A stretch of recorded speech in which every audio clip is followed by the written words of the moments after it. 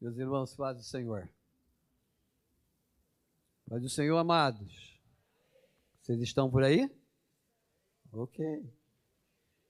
Antes de tudo, eu quero parabenizar também todas as mamães, que o grande e tão bondoso Deus dê a vocês muita sabedoria na edificação dos vossos lares. Bem? Hoje eu não tenho a minha mamãe aqui para abraçá-la, mas durante os seus 78 anos, eu tinha um compromisso sério de abraçá-la sempre. Abraçar, cheirar, sentir o seu perfume, fazer chamego. Então, você que tem a sua mãe, não perca a chance. Abrace mesmo. Seja um carrapato, né? Um carrapato, porque mãe é alguma coisa assim indescritível numa frase. Bem? Eu lutei muito para falar, talvez, sobre mulher, hoje sobre mãe, mas eu não sou dirigido por mim mesmo. Eu sou dirigido pelo meu Criador, né? Então, durante toda essa semana próxima passada, Deus vem de certa forma, me apertando e me dirigindo por uma palavra aos nossos corações hoje que instiga o nosso compromisso com a fé em Cristo, o servo de Deus, servo, todos em letras maiúsculas e garrafais, e a agregação de pessoas no reino de Deus. Isso é uma cobrança que Deus vem fazendo sempre a mim, mesmo depois de muitos anos de ministério. Então, eu quero convidar você para enfrentar comigo esse desafio hoje aqui, e eu sempre penso que Deus tem uma palavra muito séria para falar conosco.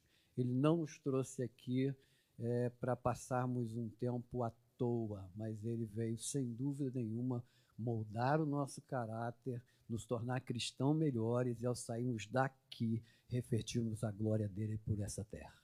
Marcos, capítulo de número 3, verso de 1 a 6. Texto muito conhecido.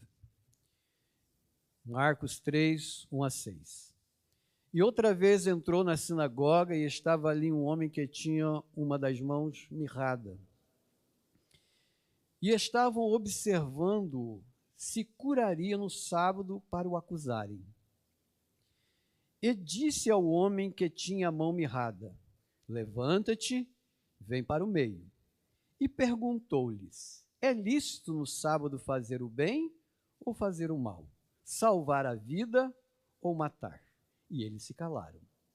E olhando para eles em redor, com indignação, condoendo-se da dureza do seu coração, disse ao homem: estende a tua mão. E ele a estendeu, e lhe foi restituída a sua mão, sã como a outra. E tendo saído os fariseus, tomaram logo conselho com os herodianos contra ele, procurando ver como o matariam. Esse é um texto bem conhecido de todos nós. O Evangelho de Marcos apresenta Jesus como servo, e nesse serviço apresentado por Jesus aqui, na autenticação da sua mensagem. Todo o trabalho que Jesus faz aqui mostra o que de fato ele deseja, e eu quero ler com você. Disse há pouco tempo atrás, e continuo sempre dizendo, não me canso de repetir, que pregar para mim é ler a Escritura, ler a palavra de Deus, né? Então, eu quero recordar com vocês qual é a mensagem que Jesus autentica aqui com as suas ações no livro de Marcos, registrada em Marcos, no capítulo de número 10, verso de número 45. Aconselho você a acompanhar o texto, para saber se o pregador está dizendo aquilo que está na Escritura mesmo, né? Leia mesmo. 10, 45. Porque o Filho do Homem também não veio para ser servido, mas para servir e dar a sua vida em resgates de muitos.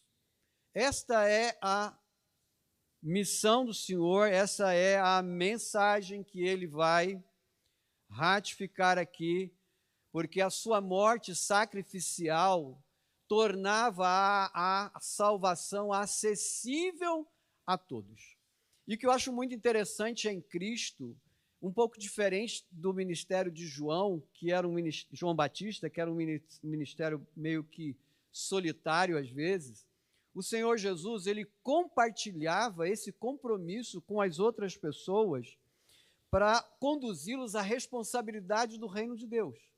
E é isso que eu estou tentando fazer aqui hoje, pelo menos é a minha proposta, transferir a nós também essa responsabilidade do reino de Deus em trazer acesso às pessoas a este reino,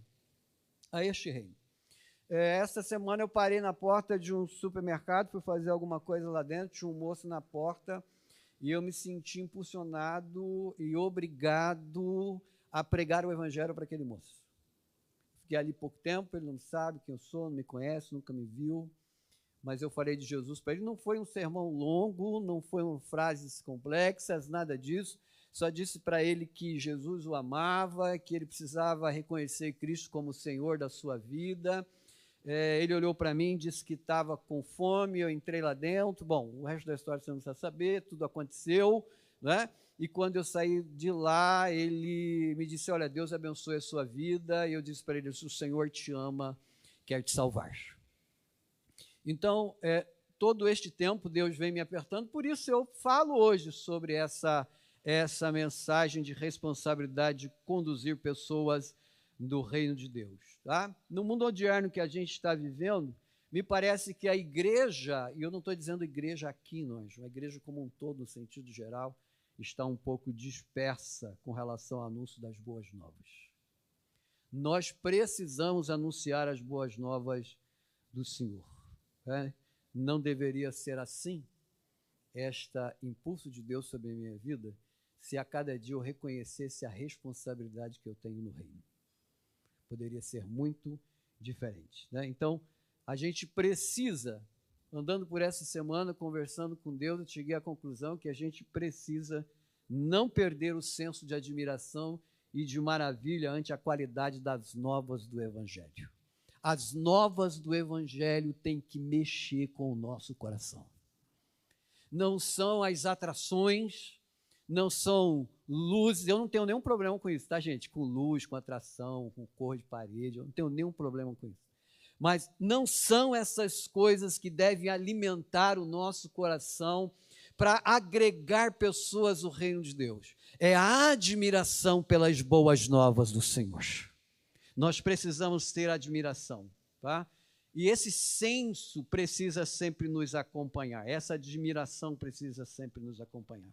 Nós não podemos esquecer o que Lucas, o jornalista, registrou em Lucas 2,10.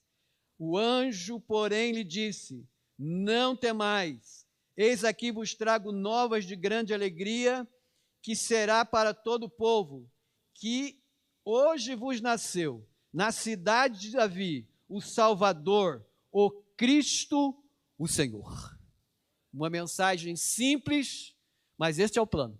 Essas são as boas novas que nós precisamos todos os dias ter a consciência e o bom senso de anunciar às pessoas que estão ao nosso lado.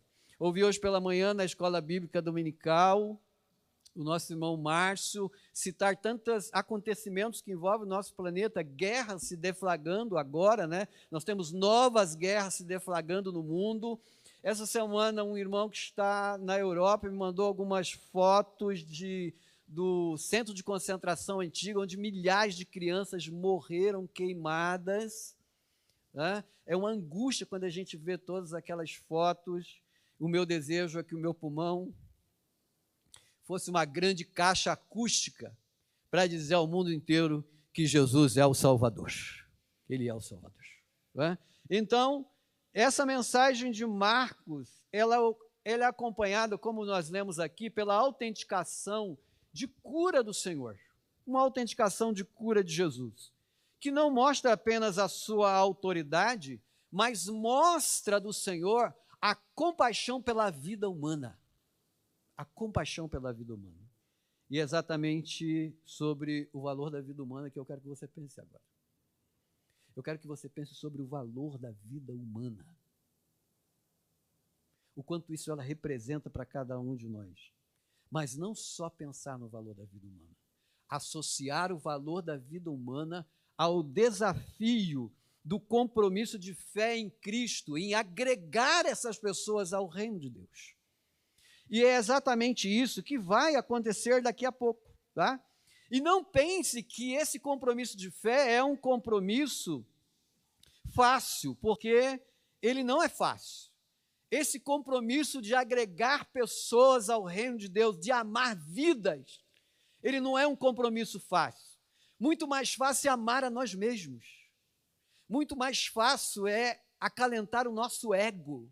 Muito mais fácil é querer o bem para si, para si. Esse é um desafio muito difícil, né? Por isso que no texto em que nós lemos, eu acredito que você prestou bem atenção quando nós lemos, há aqui uma oposição dos fariseus junto com os herodianos com relação à pessoa de Cristo, porque a pessoa do Senhor, ele tem a intenção de pregar boas novas àquelas pessoas que estão ao seu redor, independentemente de quem o seja. Se ele é um maltrapilho, um moribundo, se ele é um fédico, se ele é cheiroso, se ele está lá, talvez no patamar da alta sociedade, se ele veste um paletó e uma gravata, ou se ele anda com a camiseta furada pela rua, o que importa para Cristo é agregar essas pessoas ao reino de Deus, ao reino do Senhor. Mas isso não é fácil, porque há oposições. Uma das oposições aqui, eu não vou trabalhar sobre isso hoje, porque eu quero que você pense no valor da vida humana. Eram as tradições humanas. As tradições dos fariseus, as tradições que eles criaram, estavam impedindo as pessoas terem acesso. E muitas vezes nós cometemos esse erro. Eu cometi muitos erros lá no passado. De fechar o caminho e o acesso às pessoas ao reino de Deus por causa de tradições, por causa de questões tão fúteis e vãs. Mas quando a gente conhece o valor da vida humana, a gente estende o tapete vermelho e diz: entra, porque aqui tem um Salvador, tem o Senhor. Então, o Cristo, neste texto tão importante, que vai valorar a vida humana, eu quero que você, à medida que a gente vai fazendo um pouco a exegese desse texto, que você perceba como isso acontece, como ele dá valor à vida humana, como Cristo está preocupado com o ser humano. Eu acho que todo mundo devia ter vindo à escola bíblica dominical hoje. Todo mundo, gente. Todo mundo. E aqui me desculpe, porque assim, como me dado à parte, eu me sinto talvez no direito, no dever de dizer, se você tivesse vindo à escola bíblica hoje e ouvido as frases que aqui foram colocadas e do grande desejo de Deus, o nosso Senhor, de se relacionar e ter uma comunhão conosco muito próxima, a gente certamente daria valor à vida humana e muitos de nós não estaríamos com deficiência espiritual na questão de relacionamento com Deus e no desejo de pregar o evangelho das boas novas. Quando o pastor Val Veríssimo estava ensinando aqui hoje pela manhã, eu pensei no meu coração assim: Deus quer nos levar de novo ao lugar original, lá no Jardim do Éden, para ter um bom papo com a gente, para conversar e mostrar realmente o que Ele quer dos nossos corações. Veja como acontece. E outra vez entrou na sinagoga, e estava ali um homem que tinha uma das mãos mirradas. Jesus vai à sinagoga, outra vez me diz que ele tinha o hábito de ir à sinagoga, escolas, onde se ensinava, onde tinha sermões.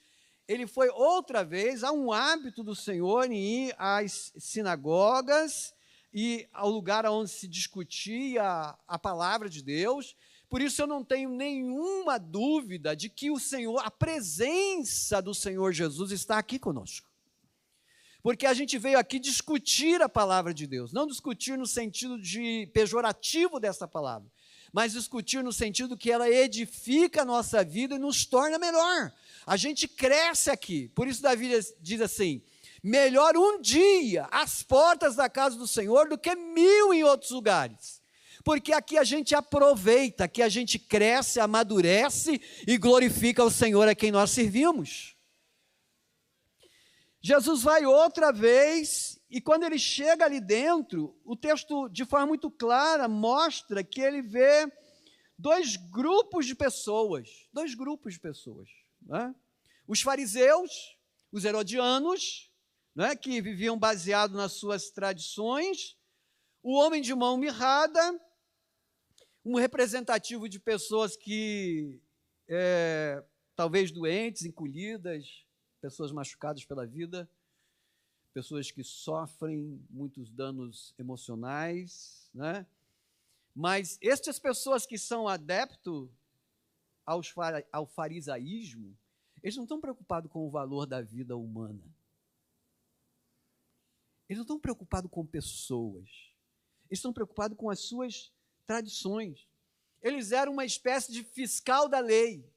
Já viu na igreja? Aqui não tem, gente. Mas você já viu na igreja pessoas que são... Eu sou pastor há 30 anos. Já viu na igreja pessoas que são fiscais da lei? Ele está preocupado com a cor do cabelo do irmão, com o tamanho do cabelo do irmão, com o sapato do irmão. Ele está preocupado com a roupa que o irmão veste, a forma que o irmão fala, como o irmão anda, como ele se locomove, com o carro que ele tem, com o carro que ele não tem. Ele está preocupado. São fiscais da lei. São esse tipo de gente aqui que não dá valor à vida humana e afasta as pessoas de Cristo. Cristo, ele está preocupado com o valor da vida humana. Isso precisa ficar claro, talvez eu seja muito repetitivo à medida que vou falando, mas é exatamente isso que Cristo quer. Eu estou olhando ali para a Nicláudia, por exemplo. Uma ocasião fizemos um trabalho, não sei nem se ela se lembra mais, né? Fizemos um trabalho ali no Parque das Nações, quando eu dirigia lá, e todo mundo sabe que a Nicláudia lida com esse Libras, né? Aí um dia eu percebi que dentro do plenário tinha um moço, que quando as crianças cantavam e faziam assim é batendo palma, né, Nicláudia? Batendo palma, né? Quando as crianças faziam assim, batendo palma, ele arregalava o olho daquele muito grande. Eu fiquei observando aquele rapaz. Semanas depois, fizemos contato e depois fomos fazer um trabalho naquela região e descobrimos muitos deficientes auditivos e formamos um novo grupo de pessoas de deficientes auditivos. Gente que Jesus não ia curar, não que ele não tinha poder para curar, mas que ele não ia curar, mas que ele queria nos usar como instrumento para agregar essas pessoas ao reino de Deus. Então o Senhor nos fez enxergar o valor da vida humana. Nós precisamos chegar àquele que escuta, àquele que não escuta, àquele que consegue ver e àquele que não consegue ver. Nós não somos fiscais das leis, nós somos amantes da vida humana. É por isso que a gente precisa sempre lembrar das boas novas do nosso Senhor. Esses homens eram verdadeiros fiscais. O homem da mão mirrada, como eu já disse, representava aí as deformidades, não só físicas, mas emocionais, e a gente tem muitas pessoas nessas condições. Nós temos muitas. Não se engane. Nós temos muitas pessoas em tais condições, e Deus nos deu o bastão. O Senhor Jesus falou assim: eu estou indo, estou a rede aqui na sua mão. Debaixo e decanavassúria. Ele deu a rede na sua mão. Você tem a responsabilidade de levar as boas novas do Evangelho do Senhor. Estavam observando se o curaria no sábado para o acusarem. Os fariseus, sem preocupação nenhuma com aquele homem da mão mirrada. Perceba que o homem está na festa, mas ele não é visto. Ele é um ser invisível para essas pessoas, entre aspas, invisível, né? Eles estão apenas preocupados como Jesus iria curar, porque ele já tinha uma convicção de que Jesus ia curá-lo. Como é que vai acontecer? A gente quer saber. E quando isso acontecer, nós vamos acusá-lo. Por quê? Porque aqui há regras impeditórias. Porque aqui há normas que nós criamos que impede que este homem seja curado no dia de sábado. Regras feitas por eles, ritualismo feito por estes homens. Mas Jesus não está disposto a seguir os rituais dos homens. Jesus não está disposto a seguir as normas que os homens fazem. Jesus não é o fiscal da lei, ele é o salvador da humanidade. Ele é o salvador do mundo. Na verdade, quando eu estudei esse texto, até olhei alguns escritores, alguns comentaristas, né? Hernandes Dias Lopes, ele faz um comentário, me parece mais ou menos assim, de que aquele homem, na verdade, não deveria estar ali no meio deles, né? Ele não poderia estar ali. Aquela condição física dele impediria que ele estivesse no meio deles. E, segundo ele, me parece que aquilo é uma prova plantada para pegar Jesus, né? Os colegas do direito sabem muito bem o que é prova plantada, né? Para criar uma condição aonde possa incriminar. Então, aquele homem, segundo o pastor Hernandes, ele estava ali uma prova plantada, como se fosse uma isca para colocar Jesus numa situação bem difícil. Por isso eu disse para você que pregar boas novas não é uma tarefa simples. Nós sempre vamos estar sendo apertados de um lado para o outro. Não importa o aperto, fale de Jesus Cristo nosso Senhor. Fale que Jesus salva. Você não precisa ser um teólogo, e isso não quer dizer que você não tenha que estudar, isso não é o meu incentivo não, tá? Mas você precisa falar de Jesus por onde andar, no trem, no ônibus, na universidade, no bairro onde você mora, na padaria quando você vai comprar o pão, as pessoas vão perceber que você é servo de Deus quando você abrir a sua boca, e certamente vão parar. Outro dia um moço me parou, eu quis evangelizar ele, depois ele quase não me deixou embora. Eu disse, moço, eu preciso ir embora, a gente marcou outro dia, né? Porque a palavra de Deus é doce, meu irmão. Ela é um mel que adoça, e não só adoça, mas cura as feridas da humanidade. Aqui está este homem numa situação bem difícil. Não deveria estar aqui em função dos rituais humanos, mas esses rituais, com certeza, não têm base bíblica. Eu já estou terminando, tá, pastor?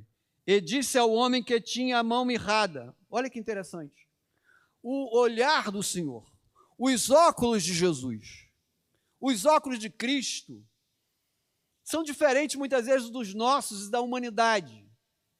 E ele disse ao homem, o homem da mão mirrada, levanta-te. Ele estava lá, sentado no lugarzinho dele, talvez não quisesse nem aparecer no cenário. Ele disse, levanta-te, vem para o meio. Uma convocação de Jesus, uma convocação que valora a vida humana e que contrapõe os religiosos da época, preocupados apenas na aparência, preocupados apenas nas suas tradições. Ele traz o homem para o centro, porque os religiosos, eles tinham medo de se envolver com as pessoas. Eles tinham medo. Eles tinham muito medo. Né? Lucas 10, 31, tem um texto. Lucas 18, 11, tem outro texto. A gente se lembra do texto. O fariseu, estando de pé, orava consigo desta maneira: ó Deus, graças te dou, porque eu não sou que nem esse miserável. Eles tinham medo de se envolver com pessoas, de se contaminar com essas pessoas. Eu não sou como um roubador, como eles, injustos, eu não sou publicano, mas a incrível posição de Jesus aqui é que me chama a atenção. A oportunidade de integrar o homem da mão mirrada à sociedade. Essa oportunidade Jesus transferiu para a nossa mão. O grande desafio hoje, proposto por mim, e eu entendo guiado pelo Senhor, é fazer você reativar a sua fé e mostrar o seu compromisso com Cristo e agregar pessoas ao reino de Deus. E quando chegarmos ao fim deste ano, o pastor Clementino vai ter uma dor de cabeça que todo pastor gosta de ter: não ter mais nenhum lugar para ninguém sentar. Botar cadeira para todo lado. Aí você vai dizer: pô, pastor, isso é problema seu. Esse é um problema que eu acho que vai deixar ele com um sorriso comendo as orelhas. Feliz.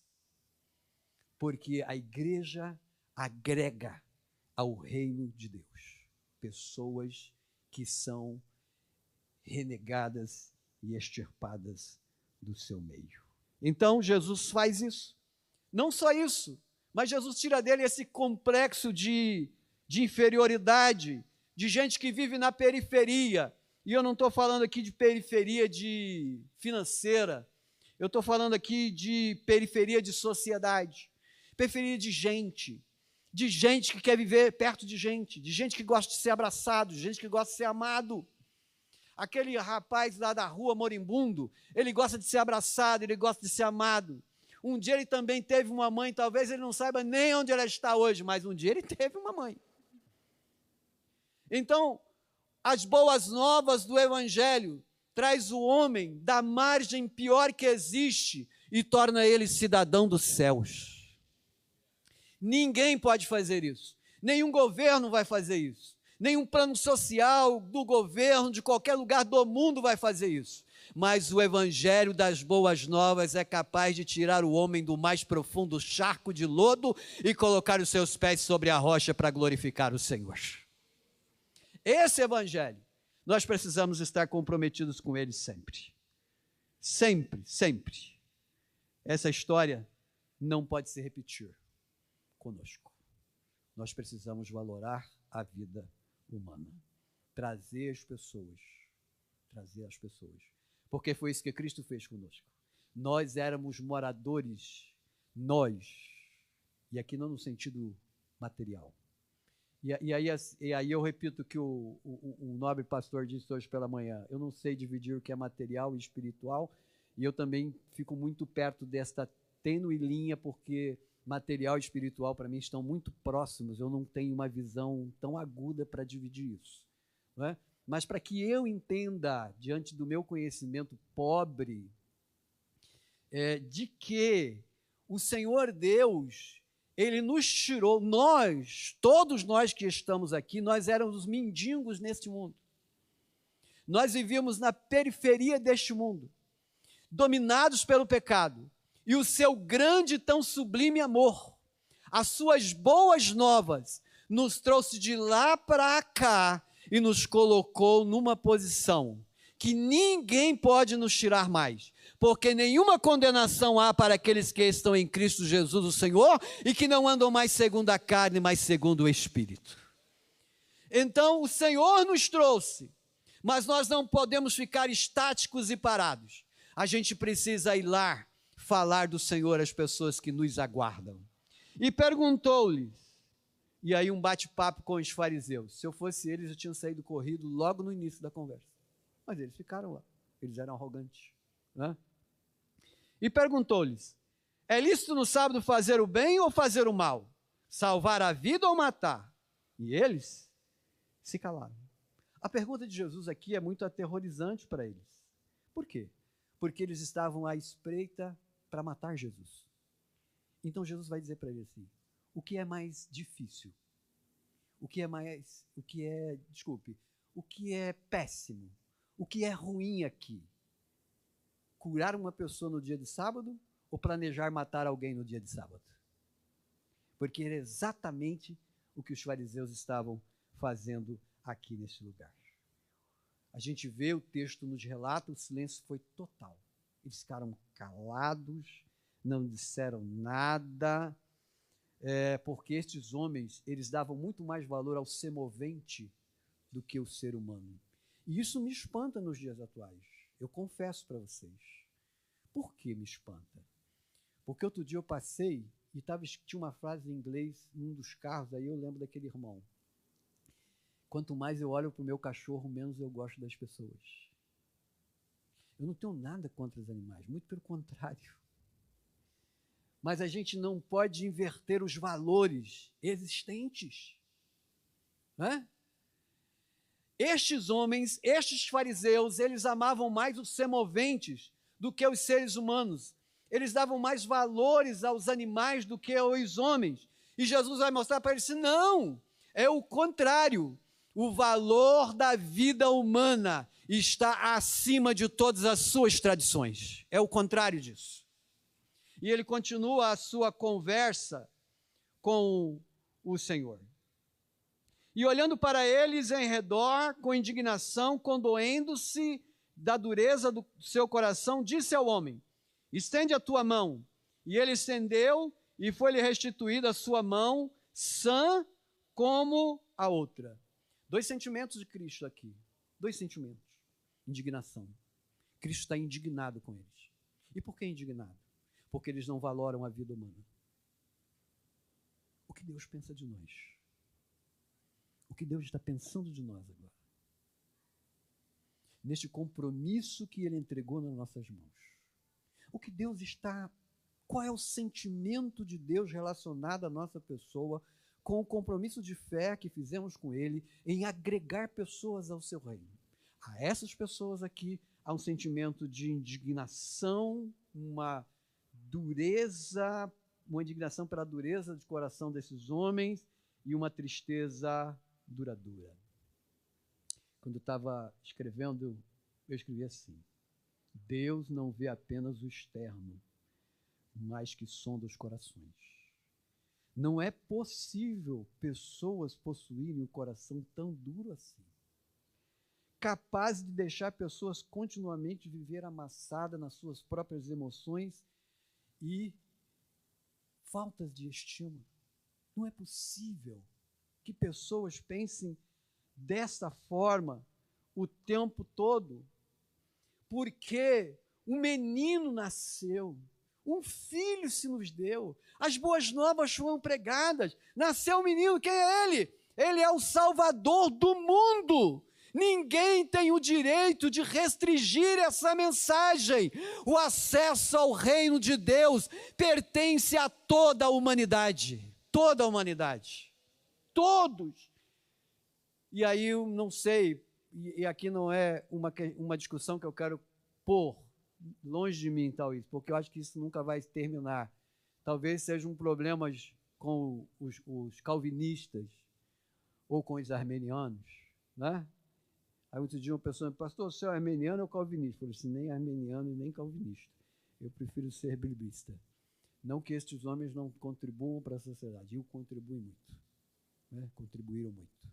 Mas é a minha posição. Tá?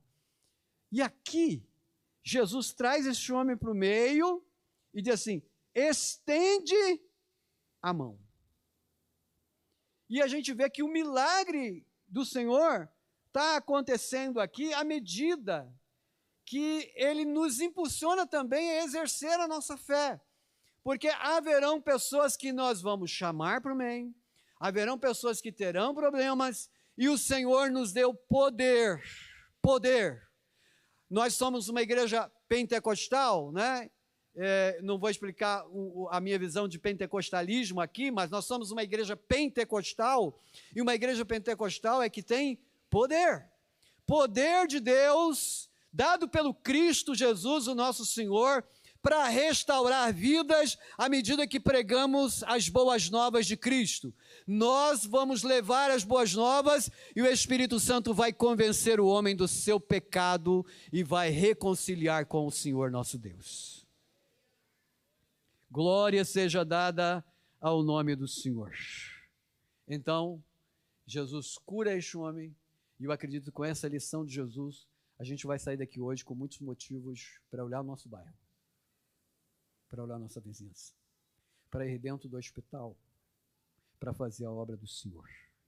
E tendo saído os fariseus, tomaram logo conselho com os herodianos contra ele, procurando como ver o matariam. E a reunião acaba. Eles vão embora, a reunião acaba, Jesus deixa aqui a mensagem.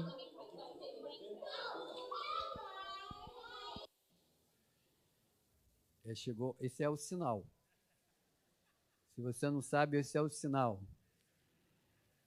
E um bom sinal. Então eu encerro a minha fala hoje aqui. Espero ter podido ajudá-lo com o Evangelho do Senhor e fazer entender que o valor da vida humana está acima das tradições criadas pelos homens, fazer entender que os rituais nos afastam de Deus, mas o Evangelho das Boas Novas aproxima os homens de Deus. Eu continuo a incentivá-los a um compromisso de fé com Cristo, o servo com letras garrafais, o servo de Deus, e a agregação de pessoas ao reino de Deus. Se você entende que essa é a nossa missão, aplauda o Senhor com muita força hoje à noite.